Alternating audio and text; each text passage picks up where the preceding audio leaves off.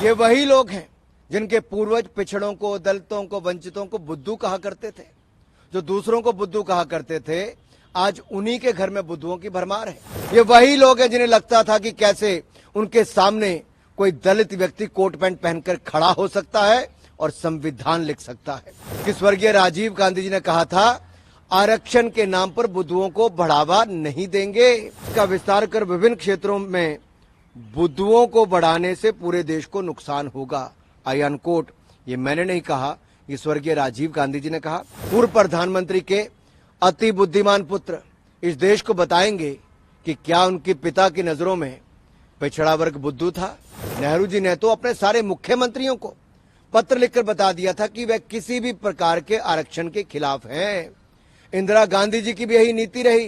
कल कुछ लोगों को मेरे भाषण से उनके सेंस ऑफ एंटाइटलमेंट को गहरी चोट लगी, जिसका असर हुआ कि पूरे इकोसिस्टम ने चीख पुकार मचाना शुरू कर दिया। इन्हें लगता है कि सवाल पूछने का हक सिर्फ इन्हें है, क्योंकि ये प्रिविलेज है। ये वही लोग हैं जिनके पूर्वज पिछड़ों को, दलितों को, वंचितों को बुद्धू कहा करते थे। जो दूसरों को बुद्धू कहा करते थे, आज उन्हीं के घर में बुद्धुओं की भरमार है। ये वही लोग हैं जिनके पूर्वज दलितों, आदिवासियों को समानता का अधिकार न देने के बहाने बनाते थे। ये वही लोग हैं जिन्हें लगता था कि कैसे उनके सामने कोई दलित व्यक्ति कोट पैंट पहनकर खड़ा हो सकता है और संविधान लिख सकता है। बुद्धू मैं नहीं कह रहा, बुद्धू तो कांग्रेस के तत्कालीन प्रधानमंत्री श्री राजीव गांधी जी ने कहा था, वह भी सार्वजनिक रूप से। सांझ को आंच किया। श्रीमान राहुल गांधी जी, पूरी कांग्रेस जमात पढ़ ले कि स्वर्गीय राजीव गांधी जी ने कहा था, आरक्षण के नाम पर बुद्धुओं को बढ़ावा नहीं देंगे। और नव भारत टाइम्स का ये लखनऊ एडिशन का 3 मार्च 1985 और बाईलाइन थी आलोक मेहता की। इस इंटरव्यू का शीर्षक था, आरक्षण के नाम पर बुद्धुओं को बढ़ावा नहीं। और मैं कुछ लाइनें आपके लिए पढ़ देता हूं, जो प्रारंभिक इसका पैराग्राफ है। प्रधानमंत्री श्री राजीव गांधी की मान्यता है कि संविधान बनाते समय पिछड़ा वर्ग के लिए आरक्षण की जो व्यवस्था की गई, पिछले वर्षों के दौरान उसका बहुत राजनीतिकरण हो गया। इसलिए अब समय आ गया है कि इनके सारे प्रावधानों पर नए सिरे से विचार किया जाए। वास्तव में दबे और पिछड़े लोगों को इस सुविधा और सहायता दी जाए, लेकिन इसका विस्तार कर विभिन्न क्षेत्रों में बुद्धुओं को बढ़ाने से पूरे देश को नुकसान होगा। आई अनकोट। ये मैंने नहीं कहा, ये स्वर्गीय राजीव गांधी जी ने कहा। मैं तो कहता हूं, बात निकली है तो दूर तलक तक जाएगी। पूर्व प्रधानमंत्री के अति बुद्धिमान पुत्र इस देश को बताएंगे कि क्या उनके पिता की नजरों में पिछड़ा वर्ग बुद्धू था। क्या कांग्रेस राजीव गांधी जी द्वारा दिए गए एक अति घृणित जातिवादी बयान की सार्वजनिक निंदा करेगी? क्या उस बयान के खिलाफ कोई रेजोल्यूशन पास किया जाएगा? जो लोग आज तक लेगेसी की मलाई खाते आ रहे हैं, आज उनके मुंह में सवाल की खटाई पड़ गई तो झूठ बोलकर जगहसाई करवा रहे हैं।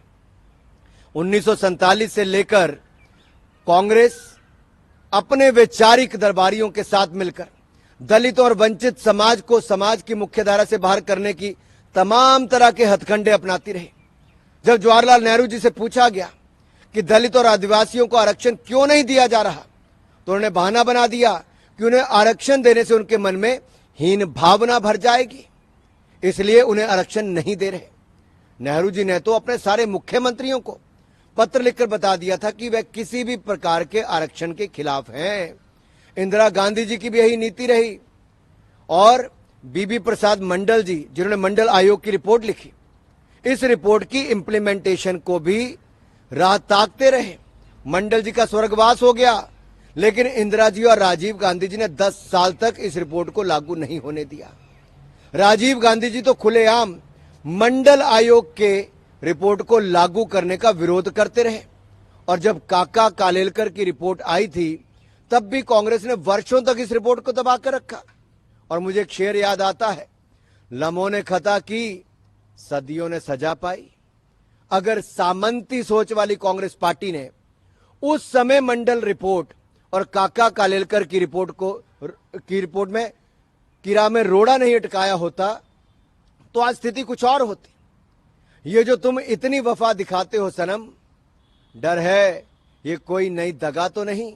पूरे देश में पिछड़ा, दलित, आदिवासी समाज को राहुल गांधी जी के इरादों पर शंका है, क्योंकि ये उसी परिवार और पार्टी के सर्वे सर्वा हैं जिसने आज तक सारी जरना और मर्यादाओं को तोड़कर आरक्षण का विरोध किया।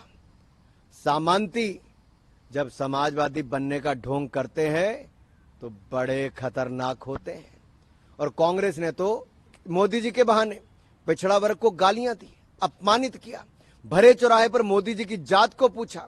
एक पिछड़ा इतनी हिम्मत करे कि वो देश का प्रधानमंत्री बन जाए।